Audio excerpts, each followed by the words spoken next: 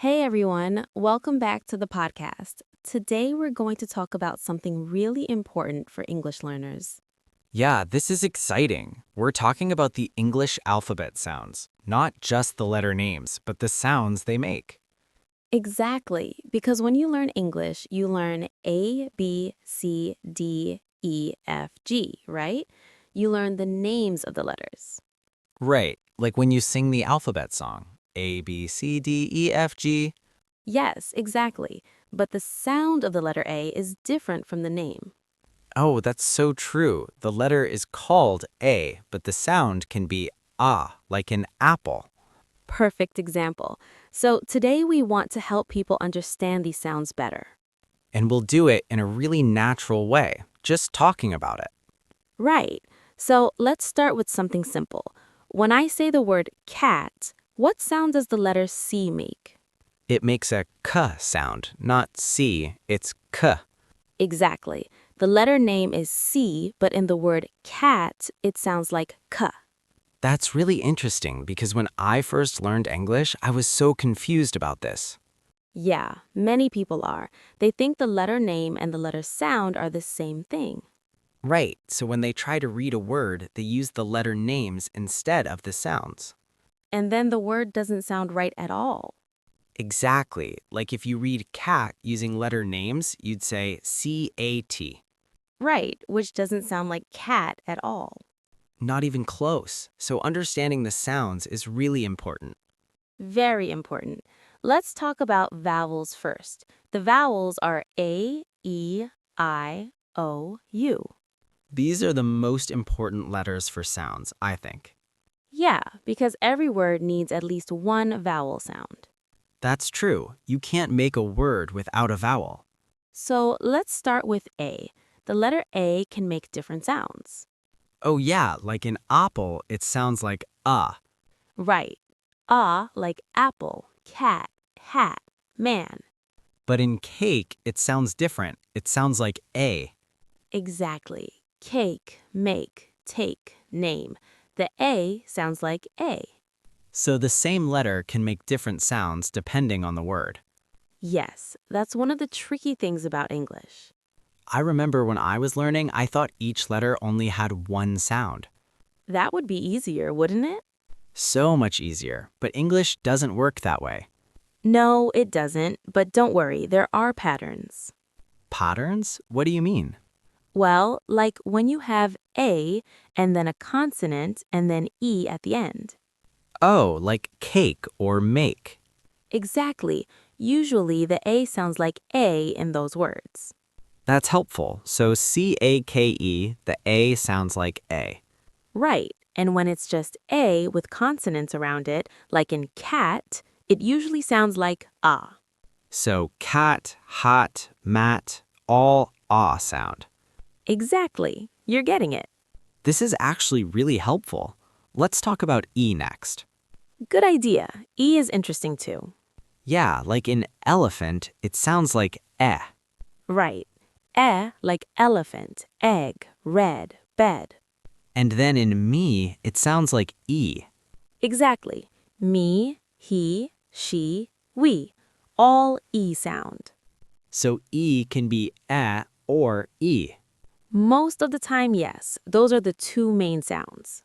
And how do you know which one to use? Well, it's like A. When E is at the end of a word by itself, it's usually E. Like me or B. Right. And when it's in the middle with consonants, it's usually E. Like bed or red. Exactly. You're really good at this. Thanks, I'm starting to see the patterns now. That's great. Patterns really help with English sounds. Okay, what about I? That's a tricky one, I think. Yeah, I can be confusing. Because the letter name is I, but the sound is different. Right. And words like it or sit, the I sounds like I. Like it, sit, big, pig. Exactly. That's the short I sound. And then there's the long I sound, right? Yes, like in time or like. It sounds like I. So time and like have the I sound. Right. And again, there's a pattern here. Let me guess. When there's an E at the end? Exactly. Time, like, bike, 5. I'll have I and then a consonant and then an E. Yes, and the I sounds like I in those words. This pattern thing is really useful.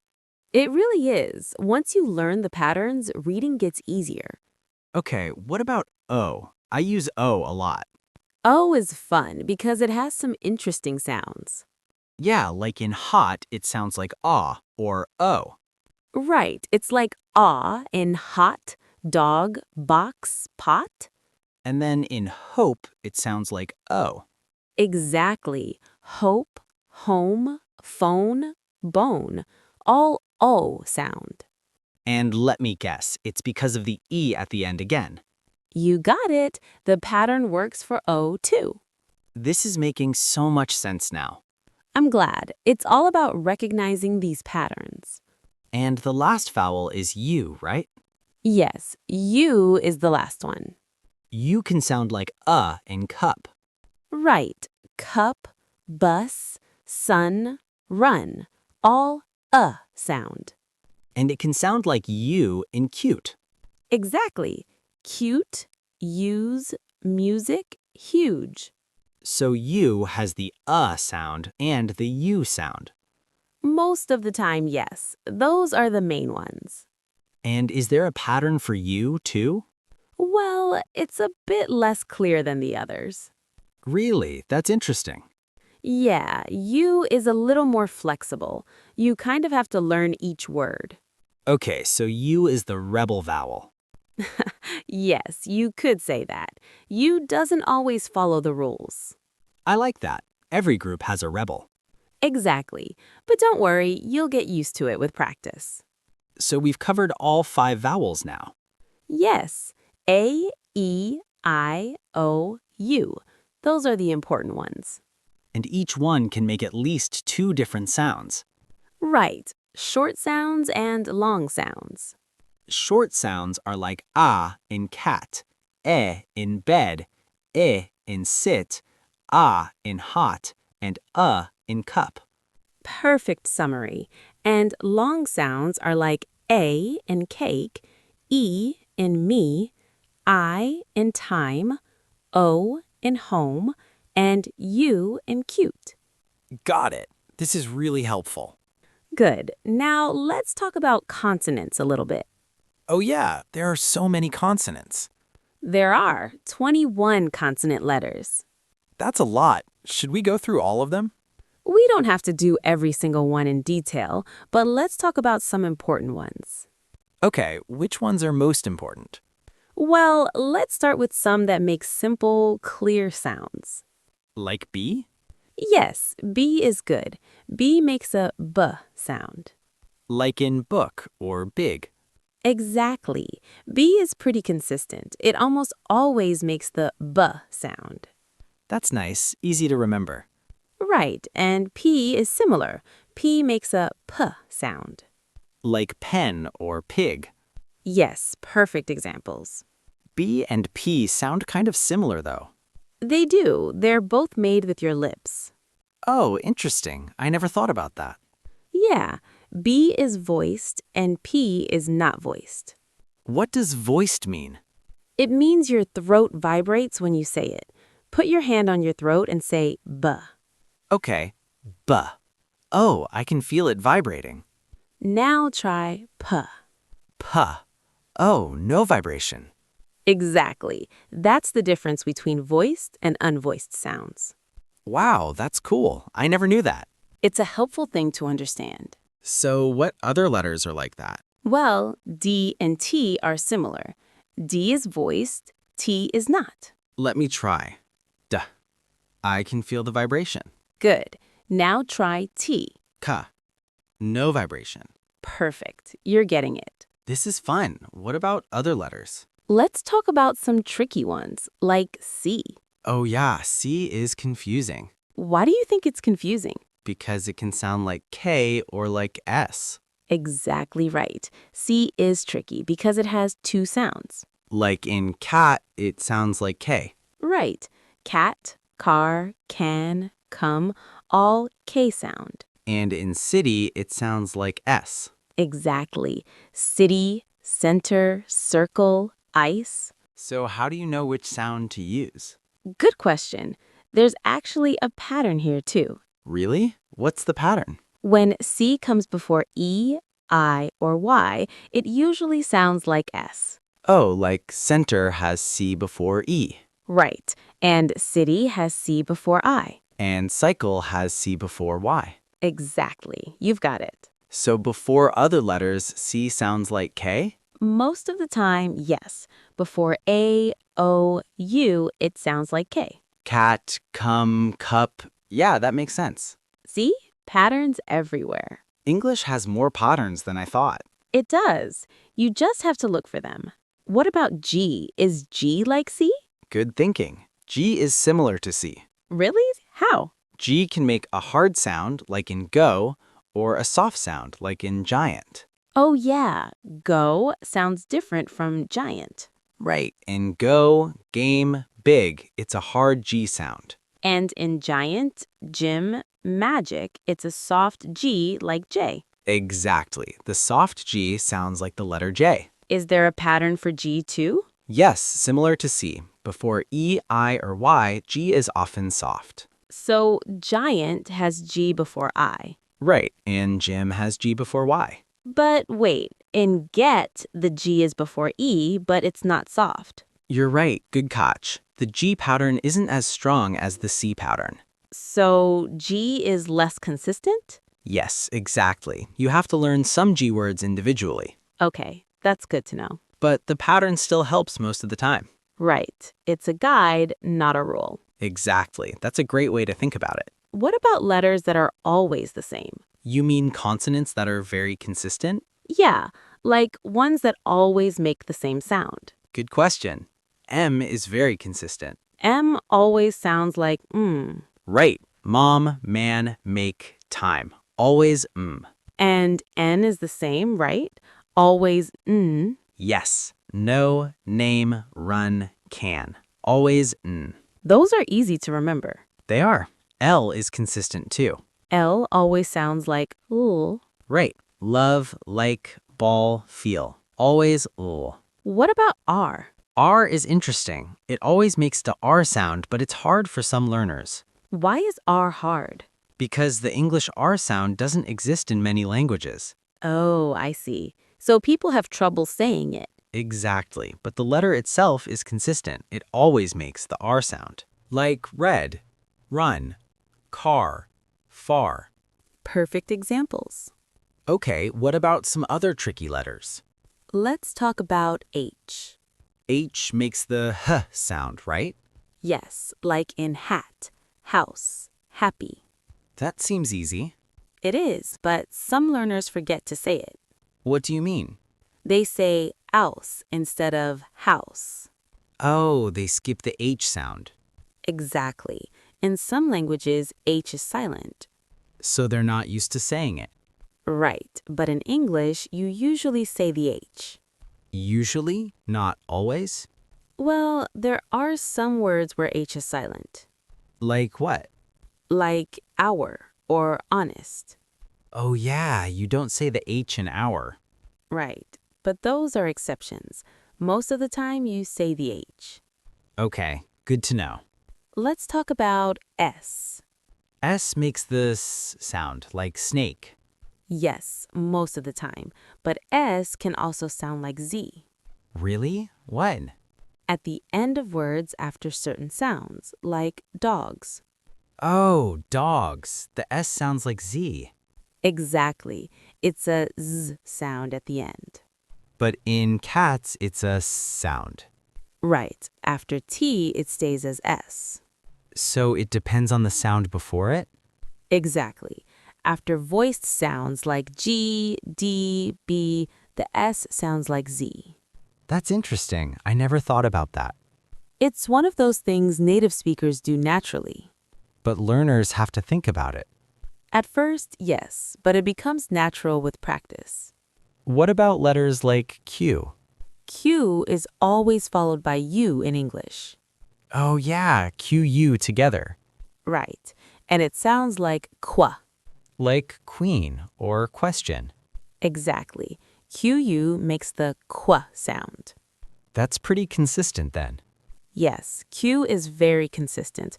Always QU, always qua. What about X? X usually sounds like kus. Like in box or fox. Right. Box, fox, six, mix. That's easy. It is. X is pretty simple. And what about Y? Oh, Y is special. Y can be a consonant or a vowel. Wait, Y is a vowel? Sometimes, yes. At the end of words, Y acts like a vowel. Like in happy. Exactly. In happy, the Y sounds like E. Oh, that's true. Hap-E. Right. And in sky, Y sounds like I. So Y can make vowel sounds. Yes, when it's at the end of a word or syllable. And when it's at the beginning? At the beginning, Y is a consonant. It sounds like ya. Like yes or yellow. Exactly. Y is very flexible. That's cool. I like that Y can be both. It's unique. That's why sometimes people say A, E, I, O, U, and sometimes Y. Oh, I've heard that before. Right, because Y can act as a vowel. This is all making so much sense now. I'm really glad. Understanding these sounds is so important. It really is, because when you know the sounds, you can read better. Exactly. And you can pronounce words better. And you can understand when people talk. All of that, yes. So what about letter combinations? Oh, that's a great topic. Letter combinations are important too. Like when two letters make one sound. Exactly. Like TH. TH is so hard for many learners. It is because TH makes a sound that doesn't exist in many languages. Yeah, like in think or this. Right. And actually, TH has two different sounds. Wait, really? Yes. In think, TH is unvoiced. In this, it's voiced. Let me try. Think. No vibration in my throat. Right. This. Oh, there's vibration. Exactly. Two different TH sounds. That's tricky. It is, but with practice, you get used to it. What other combinations are there? Well, there's SH. Like in shoe or fish. Exactly. SH makes the sh sound. That one is easier, I think. Many people find it easier than TH. What about CH? CH is like ch, as in chair or church. Right. Chair, cheese, much. Perfect. CH is pretty consistent. And there's PH, right? Yes. PH sounds like F. Like phone or photo. Exactly. PH is always the F sound. That's kind of weird. Why not just use F? That's a great question. It's because many English words come from Greek. Oh, from Greek words? Yes. In Greek, they used PH for that sound. So English kept the Greek spelling. Exactly. English borrowed a lot of words from other languages. That's interesting. So English is like a mix of different languages. Very much so. English has words from Greek, Latin, French, and many others. That explains why English spelling is so complicated. Exactly. Different languages have different spelling rules. So when they came into English, they brought their own spellings. Right. That's why English spelling can be inconsistent. But the sounds are still learnable, right? Absolutely. Once you learn the common sounds and patterns, it gets easier. What about WH? WH usually sounds like W. Like in what or where? Exactly. What, when, where, why. All the question words. Right. Most question words start with WH. That's a helpful pattern. It is. Question words are important. And what about CK? CK makes the K sound. Like back or kick. Right. Back, kick, lock, pick. So CK is just another way to write the K sound? Exactly. It usually comes at the end of short words. After a short vowel sound. Yes, exactly. You're really getting these patterns. Thanks, this is really helpful. I'm glad. Let's talk about NG too. NG like in sing? Yes. Sing, ring, thing, long. That's a sound made with the back of your mouth. Right, it's a nasal sound. Like air comes through your nose? Exactly. Try saying sing and you'll feel it. Sing. Yeah, I can feel the air in my nose. That's the NG sound. It's different from just N. Very different. Sing and sin are different words. Oh yeah, sin doesn't have the NG sound. Right, the NG changes the meaning. So sounds are really important for meaning. Very important. One sound can change the whole word. Like cat and cut. Exactly. Just the vowel sound is different, but they're completely different words. Or big and pig. Right, just the first sound changes. This makes me realize how important pronunciation is. It really is. If you pronounce sounds correctly, people understand you better. And you can understand other people better too. Exactly. Listening and speaking are both important. So for learners listening to this podcast, what should they practice? Great question. I think they should practice listening to the sounds first. Just listening? Yes, listen to English sounds a lot. Songs, podcasts, videos. And try to hear the different sounds? Exactly. Try to notice the vowel sounds, the consonant sounds. Like listen to the difference between cat and cut. Right. Train your ear to hear the differences. And then practice saying them. Yes. After listening a lot, practice speaking. Repeat the sounds you hear. Exactly. Repeat words, repeat sentences. Should people worry about their accent? That's a good question. I don't think accent is the most important thing. Really? Why not? Because the most important thing is being understood.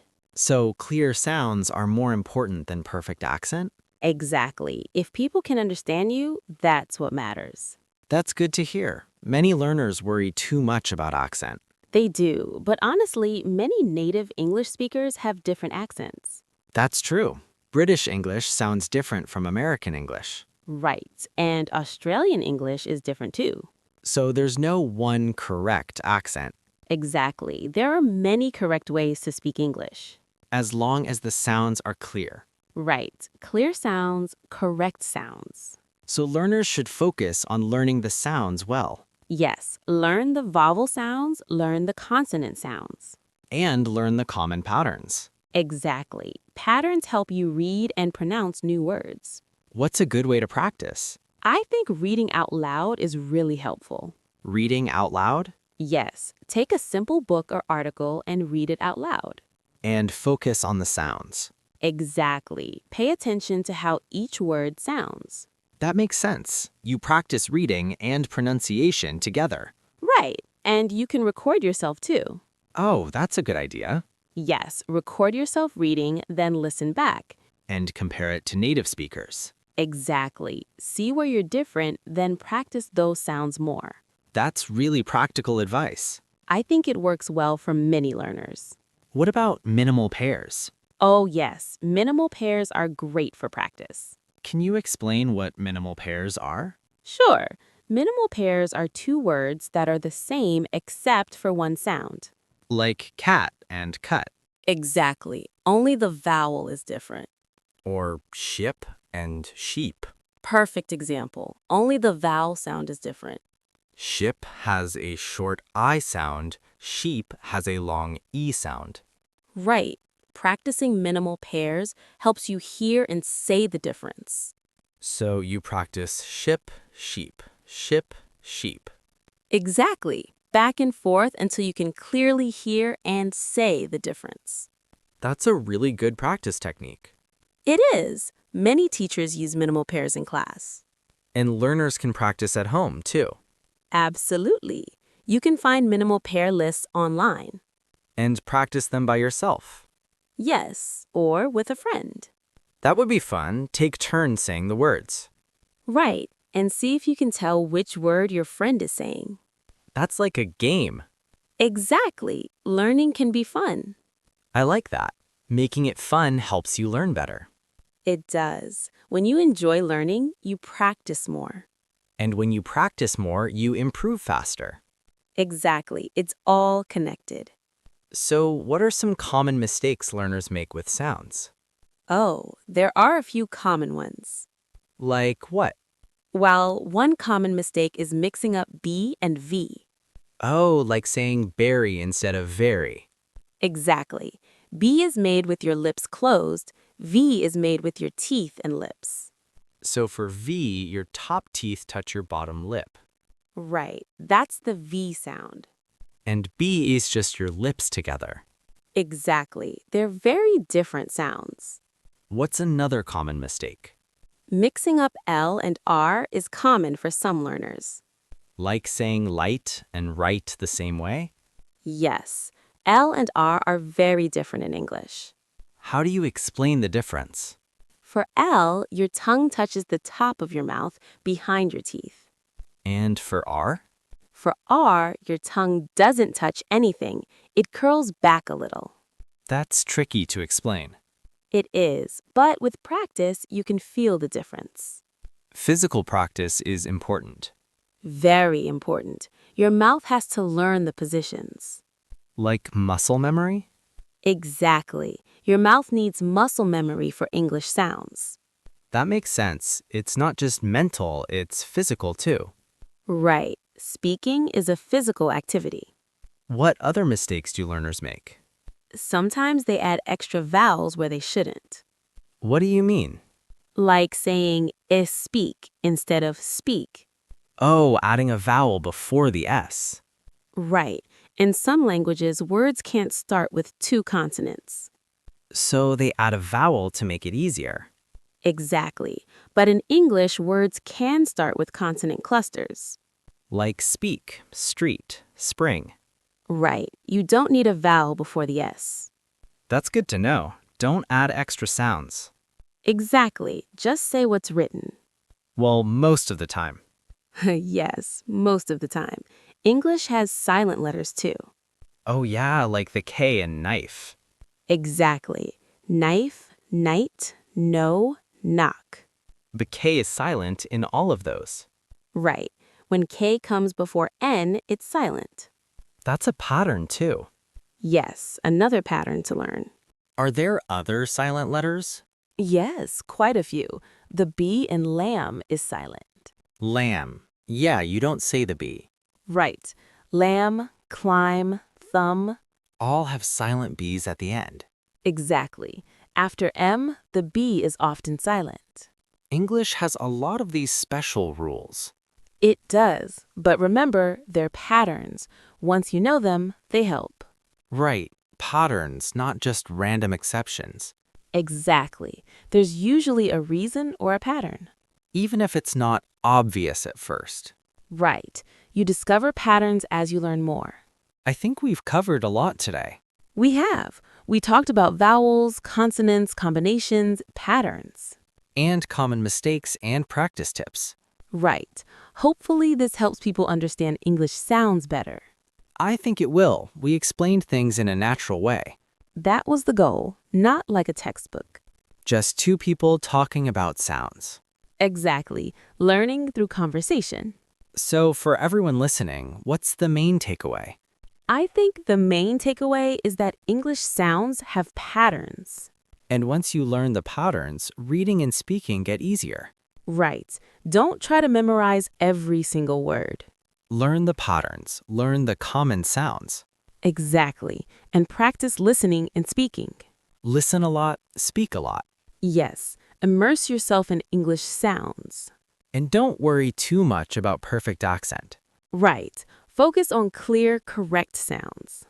Being understood is the most important thing. Exactly. Communication is the goal. Well, I think that's a great place to end. I agree. Thanks for this conversation. Thank you too. This was really helpful. And thank you to everyone listening. Keep practicing your English sounds. And keep listening to English. You'll get better every day. See you next time. Bye, everyone.